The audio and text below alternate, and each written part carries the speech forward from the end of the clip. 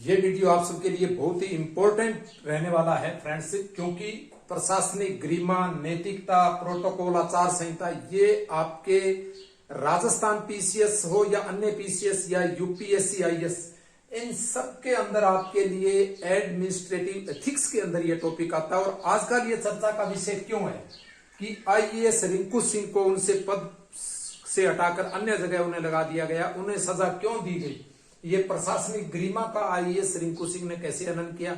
एक थानेदार को भी हाल ही में उनको अपने पद से हटाया गया है प्रशासनिक गरिमा का उल्लंघन करने पर। ये सब बातें हम सुनते हैं। चार्जशीट मिलती है आपको नौकरी के दौरान, वो क्यों दी जाती है, सीसीए रूल्स क्या होते हैं, सीसीएस रूल्स क्या होते हैं, 1958 सीसीए रूल क्या है, आरएसआर क्या है राजस्थान में, सिविल सर्विस रूल्स, और सीआरपीसी क्या है, आईपीसी क्या है, इन सबको हम जानेंगे। लेकिन मैं बहुत सारे उन लोगों के लिए एक शायरी पढ़ना चाहूंगा जो दूसरों से प्राप्त नहीं करना चाहते हैं और उनको दूसरों को वो बहुत कुछ आगे बढ़ने के लिए जो अपना ज्ञान देना चाहते हैं उनमें भी बाधा बनते हैं। हाँ, शुरू करता हूं शायरी कि मुझ पर ना ऐब लगा मेरा ईमानदार किरदार देख, मुझ पर ना ऐब लगा मेरा ईमानदार किरदार देख, मिट्टी की नमी छोड़, मिट्टी की नमी छोड़ फसले बहार देख, देख मैंने कैसे आग को संभाला है, देख कैसे अब चारों ओर उजाला है, मैंने 36 साल की उम्र में भी 11 साल पढ़ाई छोड़ कैसे आरएएस का पद पाया है, देख मैं भी कांटों के बिस्तर पर सोया हूं, देख जो कहते थे बाप को इसको क्या पढ़ा रहा है, ये क्या बाबू बनेगा, वो तो सिर्फ सब इंस्पेक्टर बनकर रह गए, मैंने इंस्पेक्टर का पद कैसे पाया है, पाने को हबी तेरे में सारा जमाना है, मेरे हिस्से की बरसात ना देख, मेरे हिस्से के तूफान ना देख, तुझे अपने हिस्से की बारिश से पाना है, तुझे अपने हिस्से के तूफानों से लड़ना है, और तू भी इन सबको पाने के लिए बेताब है। चलो शुरू करते हैं इस वीडियो को। मेरा हर वीडियो जेन्युइन होता है, वो क्रांतिकारी होता है, जो सांचों में ढले हुए लोग हैं उनको मिर्ची लगाने वाला होता है, उनको बदलने के लिए मजबूर कर देता है, एक तिल मिलाहट उनके अंदर बेचैनी पैदा कर देता है। वो अंदर से तो कहते हैं यार बात सही कह रहा है, लेकिन कहीं न कहीं उनकी मूर्खता को ठेस पहुंचती है, कहीं न कहीं वो एक सांचे में जो डले हुए हैं, एक वो अज्ञान, एक भ्रम, एक शुभ अशुभ और एक बहुत सारे जो भी मतलब समाज के अंदर जो सुनी सुनाई बातें हैं वो मूर्खतापूर्ण, उनके सांचे में वो डले हुए हैं, वो उनसे बाहर नहीं आना चाहते, वो एक कंफर्ट जोन के अंदर बंध चुके हैं। उनको बाहर आने के लिए बहुत सारी नई चीजों से जुड़ना होता है, जिससे जुड़ने के लिए उनको अंदर से बदलना होगा और वो बदलना नहीं चाहते, क्योंकि जो व्यक्ति मतलब नशा, ड्रग्स का और जिस जीवन का आदी हो चुका है उनसे बाहर निकलने के लिए वह जदोजहद नहीं करता है, वह उसी में ही पड़ा रहता है। जिसको बुराई करने की आदत लग चुकी है उसी में उसको आनंद आता है। उनकी रुसवाइयों का मुझे गिला नहीं, क्या हुआ अगर वो मुझसे राजी नहीं, फिर भी हम दुआ करेंगे उनके वास्ते, फिर भी हम दुआ करेंगे उनके वास्ते, उन्हें वो सब मिले जो उन्हें मिला नहीं। तो चलो फ्रेंड्स शुरू करते हैं। प्रशासनिक गरिमा काफी चर्चा में है, आप सब कलेक्टर बनोगे, आप सब एसपी बनोगे, IAS, RAS, IPS, RPS, DM, SDM, तो जिस भी सर्विस में आप आओगे आप सबके लिए गरिमा, नैतिकता, प्रोटोकॉल, आचार संहिता, सीसीए रूल्स, ये सब आपके लिए आएंगे और आपके एग्जाम्स में भी आते हैं, मेंस एग्जाम में भी आते हैं, प्रीलिम्स में भी ये एक्ट पूछ लिए जाते हैं। तो परिभाषा क्या है इस पे बात करेंगे, फिर बाध्यता क्या है, एक्ट कौन से, विस्तार, संविधान में ये चीज क्या है, इसका बचाव कैसे करें अगर हम सबको ये सीसीए रूल्स के तहत हमें निलंबन हो जाए, हमारा टर्मिनेशन हो जाए, हमें नौकरी के अंदर प्रताड़ित किया जाए, हमें चार्जशीट दी जाए, ये सब इसमें बातें करेंगे। सबसे पहले तो हम प्रशासनिक गरिमा को समझते हैं कि यह कैसी अवधारणा है। प्रशासनिक गरिमा वह अवधारणा या नियमावली है जो व्यवहार एवं आचरण को दर्शाती है, किनके, प्रशासनिक अधिकारियों के। यानी प्रशासनिक गरिमा एक आचरण और एक व्यवहार है ऐसा जिसमें हम दूसरे को आदर देते हैं, सम्मान देते हैं, उसकी प्रभावशीलता का और उसके व्यक्तित्व का हम आदर करते हैं। कहते हैं ना कि औरत की गरिमा का आप सम्मान करो, एक अधिकारी की गरिमा का सम्मान करो, यानी उसका जो व्यक्तित्व है उसका हम आदर सम्मान करें, वो उस गरिमा का सम्मान करने से संबंधित है। लेकिन एक व्यक्ति अपनी गरिमा की रक्षा कैसे करे? गरिमा का मतलब उसका जो व्यवहार है, उसका जो आचरण है, उसको किस प्रकार का आचरण करना चाहिए, उसका जो प्रभाव है, उसका जो रुतबा है, मतलब एक स्टारडम कह सकते हैं, उसका नौकरी के दौरान हर व्यक्ति उसके आदेशों को माने, ये जो गरिमा है वह उस स्वयं अधिकारी को बनाए रखनी होती है। आप सबको मैं बताना चाहूंगा कि इसकी दो शब्दों में परिभाषा दें तो आप ये कहें कि प्रशासनिक गरिमा एक विस्तृत अवधारणा या नियमावली है जिसमें हम प्रशासनिक अधिकारी से एक नैतिक व्यवहार व सत्यनिष्ठा से युक्त आचरण की अपेक्षा करते हैं, यानी उसकी प्रभावशीलता, पद की प्रतिष्ठा और पद की जिम्मेदारी को महत्व देने की अपेक्षा करते हैं। ये एक प्रशासनिक गरिमा है। तो ये सब इसके मुख्य तत्व क्या हैं, ये भी पूछा जाता है। इसका उल्लंघन पे क्या सजा मिलती है, ठीक है, और इसके उदाहरण क्या हैं, ये सब हम सबसे बातें जानेंगे। सबसे पहले तो इसके तत्व या मुख्य तत्व क्या है। सबसे पहले तो प्रशासनिक गरिमा के मुख्य तत्व क्या है, फिर हम नैतिकता। प्रशासनिक गरिमा और नैतिकता में बहुत बारीक अंतर है। नैतिकता तो वो रूल्स और आचरण है, और गरिमा हमारा जो व्यवहार होता है उन नियमों को और नैतिकता को पालन करने के प्रति जो हमारा प्रभाव है, उस प्रभाव को बनाए रखने की होती है। हमारे व्यक्तित्व के अंदर इन नैतिकता युक्त गुणों का झलकना ही हमारी गरिमा होता है। ये इनमें ये अंतर होता है, बाकी कोई अंतर नहीं होता है। प्रोटोकॉल क्या होता है? प्रोटोकॉल इंग्लिश शब्द है जो इन्हीं दोनों शब्दों से बना है, लेकिन एक अंतर है। प्रोटोकॉल गरिमा और नैतिकता का एक प्रैक्टिकल रूप है, बाहर उनका दिखना ही प्रोटोकॉल है। और आचार संहिता, ये आचार संहिता इन सब, ये जो नैतिकता है, गरिमा है, प्रोटोकॉल है, इन सब के अंदर व्यक्ति का आचरण जो होता है वो इन सब नियमों से युक्त होना चाहिए। ये हम संहिता कहते हैं। जैसे इनसे आप कैसे समझोगे, जैसे आईपीसी और सीआरपीसी में अंतर होता है ना। इंडियन पैनल कोड, जिसको क्या बना दिया गया है, भारतीय दंड संहिता को अब भारतीय न्याय संहिता 2023 बना दिया गया है। जो भारतीय आईपीसी इंडियन पैनल कोड 1960 था, उसको भारतीय न्याय संहिता। इंडियन पैनल कोड था भी सजा जो दंड दिया जाता है, यानी जो हम परिभाषा करते हैं कोई सजा की, कोई अपराध अगर करता है तो उसमें क्या दंड दिया जाएगा, उसकी क्या परिभाषा रहेगी, वो दर्ज किस धारा में करना है उस अपराध को, वो आईपीसी होती है। फिर उस सजा की प्रक्रिया क्या होगी, मतलब उसको दंड देने की प्रक्रिया क्या होगी, यानी उनको दंड दिया जाए तो किस आधार पर दिया जाएगा, वो सीआरपीसी थी। सीआरपीसी 1973 क्रिमिनल प्रोसीजर एक्ट, प्रक्रिया क्या रहेगी, उसके दौरान कार्यवाही किस प्रकार होगी, वो सीआरपीसी होती थी 1973। उसको दे दिया गया बीएनएसएस, भारतीय नागरिक सुरक्षा संहिता 2023। ये भी आपसे इंटरव्यू में पूछे जा सकते हैं। तो फिर हम बात करते हैं नैतिकता और ये जो प्रशासनिक गरिमा है। रिंकू सिंह जो आईएएस हैं, इनका मामला थोड़ा सा मैं बता देता हूं। ये एसडीएम पद पर प्रशिक्षण के दौरान तैनात थे और ये 15 अटेम्प्ट देने के बाद आईएएस बने थे। और बता दूं कि रिंकू सिंह, आईएएस रिंकू सिंह के बारे में थोड़ी सी बात कर लेते हैं। उसके बाद हम प्रशासनिक गरिमा के तत्व जानेंगे, ये कहां से शब्द लिया गया है, और तत्वों के साथ साथ हम इनका महत्व जानेंगे, लाभ क्या है, ये क्यों जरूरी है, और फिर इनका उल्लंघन कब होता है प्रशासनिक गरिमा का, नैतिकता का, और इनके उदाहरण क्या हैं, ये सब जानेंगे। क्योंकि आपके आरएएस मेंस या अन्य पीसीएस यूपीएससी में भी प्रशासनिक नैतिकता और प्रशासनिक जो व्यवहार है उसके अंतर्गत ये क्वेश्चन आपसे पूछे जाते हैं, इंटरव्यूज में भी पूछ लिए जाते हैं कि आप प्रशासनिक गरिमा के मुख्य तत्व बताइए, ये इनमें कौन कौन से तत्व आते हैं, और ये इनका लाभ क्या है, महत्व क्या है, प्रशासनिक गरिमा क्या है, ये सारी चीजें इसमें हम जानेंगे। लेकिन रिंकू सिंह के बारे में थोड़ा सा बता देता हूं। जो आईएएस रिंकू सिंह 15 अटेम्प्ट के बाद जो आईएएस बने, वो एसडीएम पद पर तैनात थे रिंकू सिंह। एसडीएम पद पर तैनाती के दौरान वहां परिसर के अंदर कोई व्यक्ति खुले के अंदर यूरिनेशन कर रहा था, पेशाब कर रहा था, तो आईएएस रिंकू सिंह ने उससे उठक बैठक लगवाई कान पकड़कर।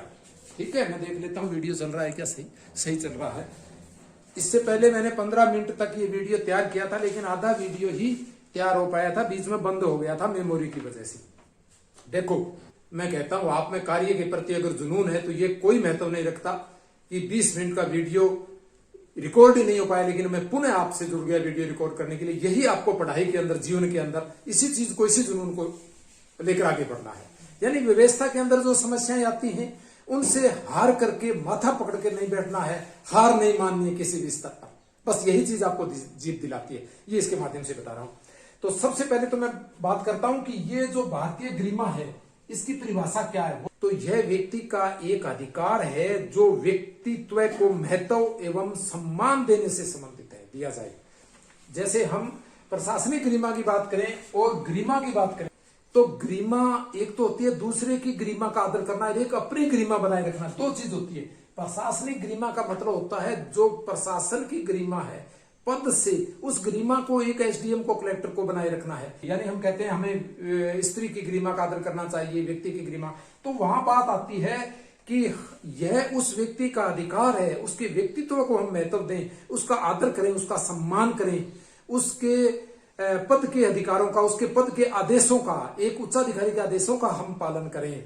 हाँ, अगर वो अनुचित हैं तो आप एक प्रशासनिक नैतिक जो संहिता बनी है, जो नियम बने हैं, पत्र व्यवहार करके अपने उच्चाधिकारियों से उसके बारे में आप लिख सकते हैं। वो भी एक निश्चित प्रक्रिया, उस पर भी मैं बात करूंगा कि आप किस प्रकार उस चीज का आप विरोध कर सकते हैं। आप न्याय के लिए रैट में किस प्रकार जा सकते हैं, राजस्थान अपेलेट ट्रिब्यूनल में कैट में किस प्रकार जा सकते हैं। यानी अगर कोई उच्चाधिकारी गरिमा के नाम पर, प्रशासनिक कर्तव्यों के उल्लंघन के नाम पर, अनुशासनहीनता के नाम पर आपको 16 सीसी देता है, 16 चार्जशीट देता है, तो उसका क्या बचाव है, ये सब चीजें हम इसमें चर्चा करेंगे ताकि ये संपूर्ण वीडियो संपूर्ण रूप में आपको मिले, पूरी जानकारी मिले।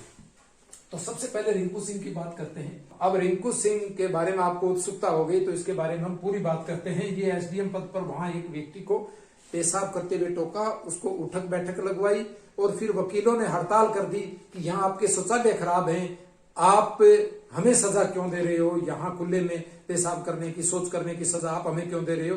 तो आईएएस रिंकू सिंह ने प्रशासनिक गरिमा की धज्जियां उड़ा दी। यानी प्रशासनिक गरिमा का उल्लंघन करते हुए, उसकी कोई परवाह नहीं करते हुए, वकीलों के आंदोलन को शांत करने के लिए आईएएस रिंकू सिंह ने खुद उठक बैठक लगाई कान पकड़ करके। ये सब वीडियो वायरल हो रहे हैं, आप सब देखते हैं। तो यही चीज फिर मैंने सोचा कि प्रशासनिक गरिमा क्या है, आप सब बच्चे एसडीएम बनोगे, कलेक्टर बनोगे, आईएएस आरएएस बनोगे।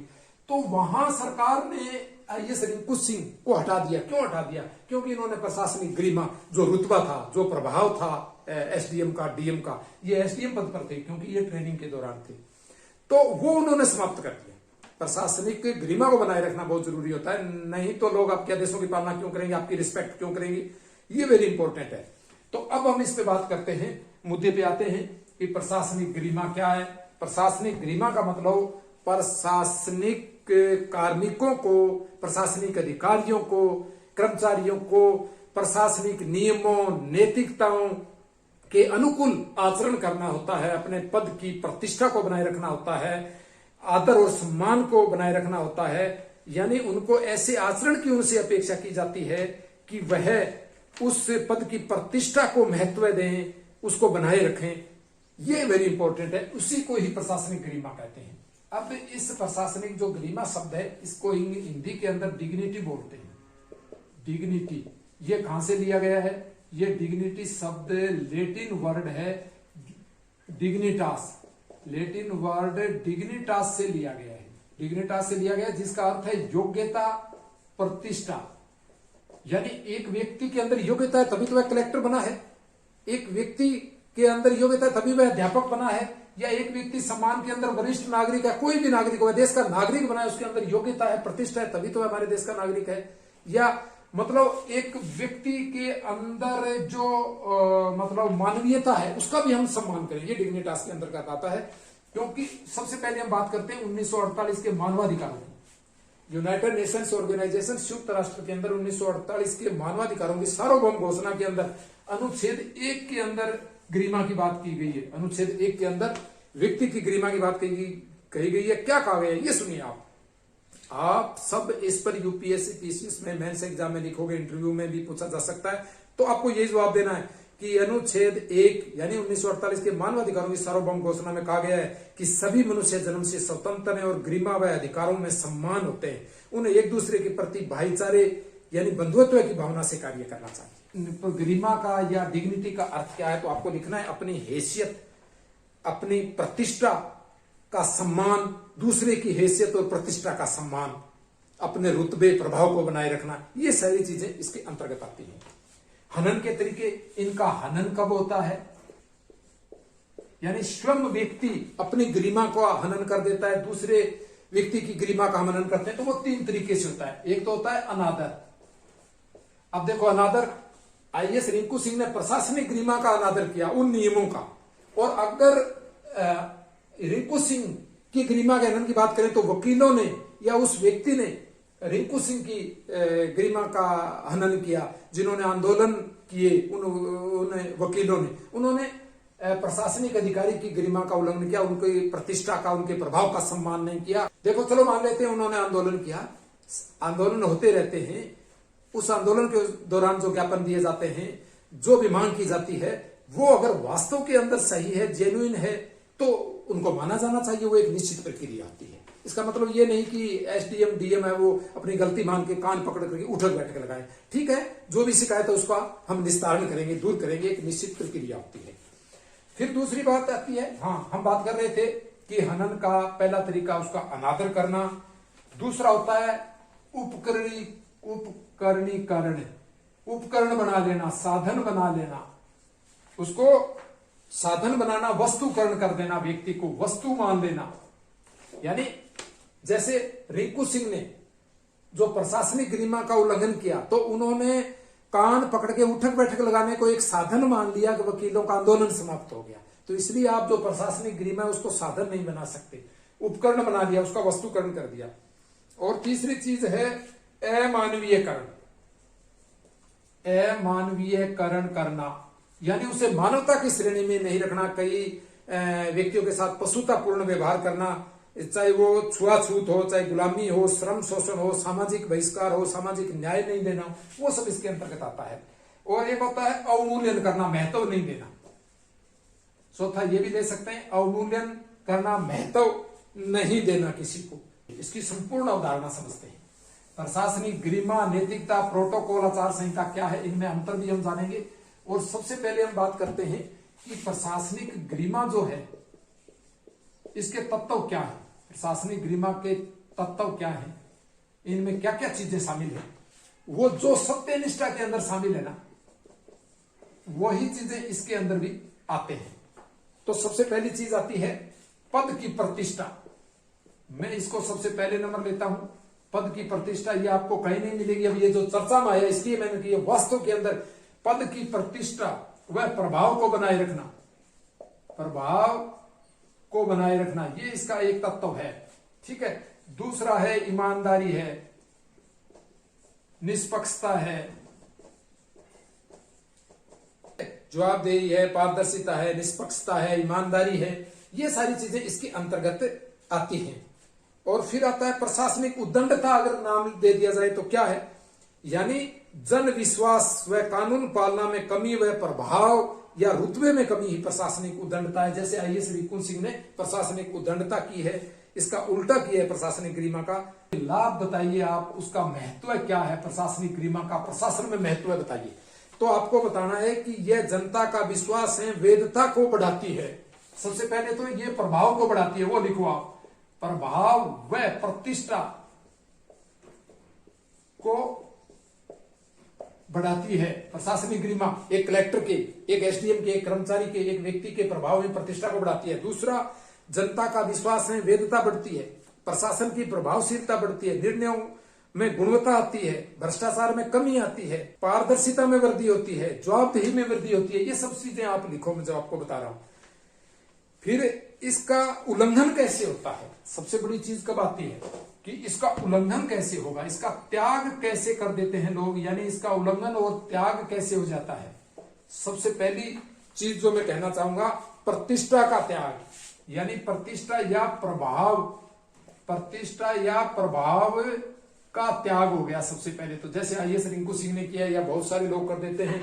कैसे हम आम जनता से एक कलेक्टर मिलता है, एक एसपी मिलता है, या आम जनता के साथ घुल मिल जाता है, बातचीत करता है, हंसता है, वो उसको समाज में एक आदर्श माना जाता है। यार ये कलेक्टर साहब बहुत बढ़िया है, वो ये अपने एसपी साहब बहुत बढ़िया, अपने डीएसपी साहब, थानेदार साहब बहुत बढ़िया है। लेकिन वो क्या माना जाता है, अगर आप आम आदमी के साथ इस तरह से जुट जाएंगे, इसका मतलब ये नहीं आप विनम्रता मत रखें, लेकिन उनके साथ आप एक आम आदमी की तरह ही घुले मिलेंगे, तो वो फिर प्रशासनिक गरिमा का उल्लंघन होगा। प्रशासनिक प्रोटोकॉल होता है गरिमा नैतिकता को व्यवहार के अंदर प्रयोग। प्रोटोकॉल क्या है, उसका दिखना ही प्रोटोकॉल होता है। जैसे प्रधानमंत्री जी आएंगे तो प्रोटोकॉल होता है कि कोई व्यक्ति सीधे ही जाके ऐसे गले थोड़ी मिल लेगा उनसे। हर व्यक्ति जो दूसरे देश के राष्ट्रपति प्रधानमंत्री होते हैं उनके समकक्ष होंगे वही मिल सकते हैं। ये वेरी इंपॉर्टेंट होता है, वो प्रोटोकॉल होता है। आचार संहिता, ये सब वेरी इंपॉर्टेंट है। ठीक है, अब उसका उल्लंघन कब होता है, तो सबसे पहले तो इसका उल्लंघन होता है प्रतिष्ठा या प्रभाव का त्याग। दूसरा भ्रष्टाचार, पक्षपात, अनधिकृत व्यक्ति को नियमों की जानकारी देना, गोपनीयता का उल्लंघन, बहुत सारी चीजें लिख सकते हो। अनुचित व्यवहार, पारदर्शिता में कमी, हितों का टकराव, यानी व्यक्तिगत हित को सर्वोपरि मानना, आधिकारिक कर्तव्यों का उल्लंघन करते हुए व्यक्तिगत हितों को, इन्होंने व्यक्तिगत हित को बढ़ावा दिया कि ठीक है यार आंदोलन समाप्त हो जाए, मेरी समस्या समाप्त हो जाएगी, व्यक्तिगत हित होता है।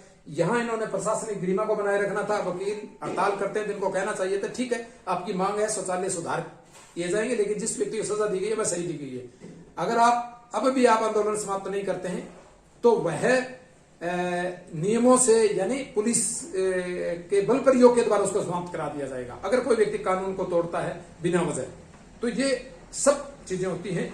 ये वेरी इंपॉर्टेंट है कि प्रशासनिक गरिमा को बनाए रखना। लेकिन प्रशासनिक गरिमा को बनाए रखने का मतलब ये नहीं है प्रशासनिक जो शील है, प्रशासनिक शील गुण है, प्रशासनिक विनम्रता है, उसका उल्लंघन करना, वह आपको बनाए रखनी होती है। प्रशासनिक विनम्रता का मतलब यह होता है आप किसी व्यक्ति के साथ दुर्व्यवहार नहीं कर सकते, नियमों के तहत उस पर कोई कानूनी कार्रवाई कर सकते हैं। तो ये आपके लिए मैं समझूंगा कि ये बहुत बड़ी बात है। और समाज में भी बहुत सारे लोग गरिमा का उल्लंघन करेंगे, संस्कारों का, उनकी तरफ आप ध्यान मत दें। अपने भारतीय संदर्भ में इसको संस्कार कह सकते हैं, जो बूढ़े बुजुर्ग कहते हैं। अब एक चीज और समझ लेते हैं, एक्ट कौन से हैं। अपने आपको भी तैयारी के दौरान इसी प्रकार चलना है। मुख्य परीक्षा में आपको उत्तर इस प्रकार देना है, इसकी परिभाषा क्या है, ये बाध्यता है क्या, प्रशासनिक गरिमा बाध्यकारी है का, बिल्कुल बाध्यकारी है। प्रशासनिक गरिमा का आपको पालन करना पड़ता है, ये बाध्यता है। किसके अंतर्गत है, ये RSR, CCA, CCS 1965, CCA 1958, 1971, ये रूल है। ये एक्ट कौन से, ये एक्ट की भी हम बात करेंगे। ये RSR है, राजस्थान सर्विस रूल्स, या SSR यानी स्टेट सर्विस रूल। किसी भी राज्य के सर्विस रूल्स के अंदर यह बात की जाती है। जैसे राजस्थान में 1971 बनाया गया। सिविल रूल्स किस तरह से हैं, ये IPC की तरह हैं, जैसे इंडियन पेनल कोड होता है। अब इसको बना दिया गया है BNS 2023, ठीक है। अब इनको क्या बना दिया गया है, IPC को, IPC 1960, IPC 1960 को 1860, सॉरी, इंडियन पेनल कोड जो 1860 अंग्रेजों के समय था, इसको अब बना दिया गया है, ये समाप्त कर दिया गया है। भारतीय न्याय संहिता BNS 2023, ठीक है। ये सर्विस रूल्स की तरह है। इसमें रूल्स बताएं, जैसे इंडियन पेनल कोड में दर्ज की गई है धारा, कौन सी सजा दी जाएगी, दंड क्या दिया जाएगा, ये है। और फिर आता है CCA रूल्स। CCA रूल्स का मतलब क्या होता है, CCA रूल्स का मतलब होता है क्लासिफिकेशन, वर्गीकरण, कंट्रोल एंड अपील। यानी कोई भी स्टेट हो, राज्य हो, केंद्र हो, उसके अंदर जो भी सर्विस रूल है उनका क्लासिफिकेशन, वर्गीकरण, नियंत्रण एवं अपील एक्ट बनाया जाता है, अधिनियम। ये 1958 है राजस्थान में, ठीक है, 1965 भी है। तो ये इसके अंतर्गत जैसे 16 CC नोटिस दे दिया, 16 CC 14 सीसी 17 सीसी, हम कहते हैं चार्जशीट दे दी 16 सीसी, वो इसी के अंतर्गत होता है। यानी आप अपने पदीय कर्तव्यों का उल्लंघन करते हैं, कोई गलती करते हैं, आप प्रशासनिक गरिमा का, नैतिकता का, राजस्थान सर्विस रूल्स का उल्लंघन करते हैं, तो वो ये सजा आपको दी जाती है। अब आप कहोगे सर मुझे तो गलत सजा दी गई, हाँ मुझे भी दी गई, तो वहां आपके पास क्या उपाय है? ये सेंट्रल का है, सेंट्रल सिविल सर्विस, यानी केंद्रीय नागरिक सेवाएं नियम 1965, इसके अंतर्गत केंद्रीय कर्मचारियों पर कार्रवाई की जाती है। अब यहां जो सीसीएस की बात करी, सिविल सर्विस रूल्स, ये 1965। अब यहां 2 न्यायालय बने हैं। आप कहोगे 2 क्यों है न्यायालय? तो जिला न्यायालय है, हाई कोर्ट है, सुप्रीम कोर्ट है, ठीक है, वो नहीं, कार्मिकों के लिए। कोई भी कार्मिक अधिकारी कर्मचारी है, उनके हितों का उल्लंघन होता है, गलत सजा दी जाती है, तो वहां सेंटर के अंदर कैट है, सेंट्रल अपीलेट ट्रिब्यूनल, केंद्रीय अपील प्राधिकरण बना है, और राज्य के अंदर बना है सेट या रेट। सेट बोलते हैं या रेट बोलते हैं, जैसे राजस्थान के अंदर इसको क्या बोलेंगे? Rate, Rajasthan appellate tribunal. Rate के अंदर गया था मुझे चार्जशीट 16 सीसी, मुझे न्याय मिला। सेट का अंदर स्टेट अपीलेट ट्रिब्यूनल बने हैं, तो वहां आप न्याय के लिए जा सकते हो। आपको पता है, अगर आपको हटा दिया जाए, बर्खास्त कर दिया जाए, आप सब जानते हैं कि एक आईपीएस थे, उनको हटा दिया गया, 5 साल तक नौकरी से बर्खास्त कर दिया गया, लेकिन बाद में वह सीएटी कैट के अंदर अपना मुकदमा दायर करके वापस नौकरी पर आए। बहुत सारी जगह रेट में, कैट में, यानी सेट में स्टेट अपीलेट ट्रिब्यूनल होता है, सेंट्रल अपीलेट ट्रिब्यूनल, वहां आपको न्याय दिया जाता है। क्योंकि जो चार्जशीट बनाई जाती है वो तो झूठी भी हो सकती है, और उन्हीं झूठे प्रमाणों के आधार पर बना लिए जाते हैं, आपके विरोधी इकट्ठे कर लिए जाते हैं, और फिर जो आपका उच्चाधिकारी होता है, जो आपका नियोक्ता होता है, एम्प्लॉयर, वो आपको सजा दे देता है, कोई बात नहीं है। लेकिन आप न्यायालय के अंदर जा सकते हैं, हाई कोर्ट भी जा सकते हैं, सुप्रीम कोर्ट भी जा सकते हैं, ये आपका अधिकार होता है। तो फिर प्रशासनिक गरिमा शब्द है, वो किस अनुच्छेद के अंतर्गत है, ये भी पूछा जा सकता है। अब संविधान की बात आती है, यानी संविधान में, भारतीय संविधान में प्रस्तावना में इसका जिक्र है, आप लिखिए। और अनुच्छेद 21 के अंदर जो प्राण है, जीव स्वतंत्रता से संबंधित अधिकार है, अनुच्छेद 21, वहां गरिमापूर्ण जीवन का अधिकार है, वो वहां सब प्रकार की गरिमा आती है, ठीक है। अब चीज आती है, आप कहोगे सर वो मेरी गरिमा का उल्लंघन करता है तो मैं क्या करूं? जैसे अपने सामान्य जीवन के अंदर अपने कृषि विभाग का उदाहरण लेते हैं। कृषि विभाग कहता है ना, कीट प्रबंधन, यानी अच्छे कीटों को पनपाओ, बुरे कीटों को हटाओ। तो यही समाज के अंदर होता है, बहुत सारे बेकार लोग, उनका बहिष्कार करो, उनसे संपर्क मत रखो आप, यही तो है ना उनका, उनकी तरफ ध्यान ही मत दो, इग्नोर करो उनको। समाज में 2%, 5% ऐसे लोग होते हैं, और 80% लोग ध्यान ही नहीं देते हैं, वो न्यूट्रल रहते हैं, तभी वो 2-3% लोग ऐसा करते हैं। जैसे मेरे पास काफी लोगों के फोन आए, वो कह रहे हैं सर जो 2-4 लोग कमेंट करते हैं उनको छोड़ो, आपकी वीडियो बहुत ही जेन्युइन होते हैं, क्रांतिकारी होते हैं, सही ज्ञान देने वाले होते हैं, ये वेरी इंपॉर्टेंट है।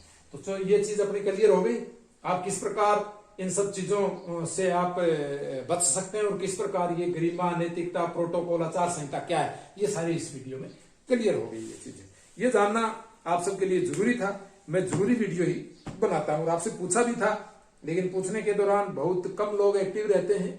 कहते हैं ऊंची दुकान फीका पकवान, आप तो ऊंची ऊंची दुकानों पर घूमते रहते हो, जहां पकवान आपको फीके मिलते हो, फिर आप बार बार असफल होते हो। आप फर्स्ट बार में कैसे सफल बने हर एग्जाम में, इसी को लेके मैंने ये चैनल बनाया, no need to revision again, यानी आपको दोबारा रिविजन करने की जरूरत ना पड़े। 70% मैटर के वो वीडियोस बनाए, कुछ आपके मोटिवेशन के, रिलैक्स रहने के, स्ट्रेटेजी, टिप्स, गाइडेंस, वो आपको पूरे यूट्यूब चैनल पर ऐसे वीडियो नहीं मिलेंगे, ऐसा चैनल मिलेगा, मैं कहता हूं। ठीक है, थैंक यू फ्रेंड्स।